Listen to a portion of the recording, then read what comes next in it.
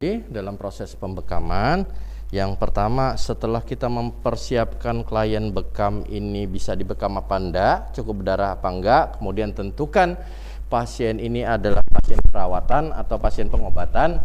Kalau pasien perawatan, satu, keluhannya minor, jadi ada keluhan tapi tidak mengganggu aktivitas sehari-hari dia, atau keluhannya mayor, keluhannya bahasanya penyakit-penyakit sederhana, asam urat, begitu ya.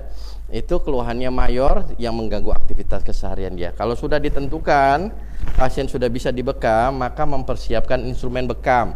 Yang pertama sekali, karena kaidah kita aman dulu baru nyamannya, aman bagi kita sebagai pembekam. Tadi kan aman bagi pasien, dia cukup daya cukup darahnya. Baru aman bagi kita ini adalah pakai alat pengaman diri. Kemarin sudah disebutkan, orang yang terinfeksi tertular penyakit infeksius ini, satu, daya tahan tubuhnya lemah. Yang kedua, padanan atau terpaan atau terpapar jumlah penyakitnya banyak. Yang ketiga, gara-gara nggak ada halangan dan rintangan ketika kita membekam. Satu, kenapa kita harus pakai handscoon? Kemarin sudah disampaikan bahwa penularan penyakit rata-rata gara-gara sentuhan. Sekalipun handscoon ini enggak standarnya medis, gitu ya. Handscoon ini enggak standarnya medis, maka kita ikhtiar kita pakai sarung tangan. Oleh karenanya, kalau kita pakai handscoon, pastikan ketika bekam enggak kena darah, gitu ya. Yang kedua, kenapa kita harus pakai surgical gown? Saran saya kalau enggak pakai surgical, ya pakai celemek begini, gitu ya. Kalau pakai surgical gown penuh. Jadi kalau pakai celemek begini, pastikan pakai lengan panjang. Kalau kena darah, kecipratan atau apa, bajunya dulu, nggak langsung ke kulit. Siapa tahu kulit kita garuk-garuk kan gitu ya, lecet, itu kena situ. Itu pertama kenapa kita harus pakai surgical gown. Yang berikutnya, pakai kacamata. Kapan ini dipakai? Ketika kita nusuk jarum.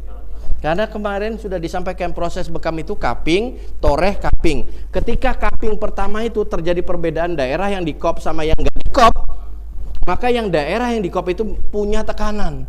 Sehingga ketika tusukan jarum bekam atau torehan bekam itu kena kulit tadi, ada kemungkinan tekanannya kuat dan nyiprat. Ingat ya, kemarin sudah disampaikan 1 mm persegi, 1 mm kubik darah itu isinya 4 sampai 5 juta sel darah. Darah itu adalah media terbaik dalam proses penularan penyakit. Oke. Sudah dari situ, kapan ini dipakai? Nih, utamanya ketika nusuk, cuk. Kan nggak ada cerita bekam tuh begini. Pasti begini, bener ya? Yang kedua, ngambil darahnya. Kop bekam ketika di kop ke di bagian itu tekanannya negatif, ada tekanannya tinggi. Nah, ketika darahnya keluar itu bercampur dengan tekanan. Ketika bukanya salah, berkemungkinan juga muncrat ke mata maksudnya.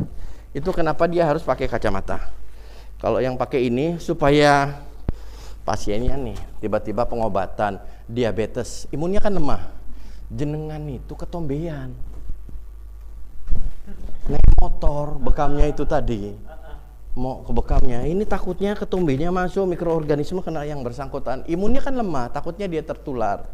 Yang kedua, biar MMD lah, mirip-mirip dokter.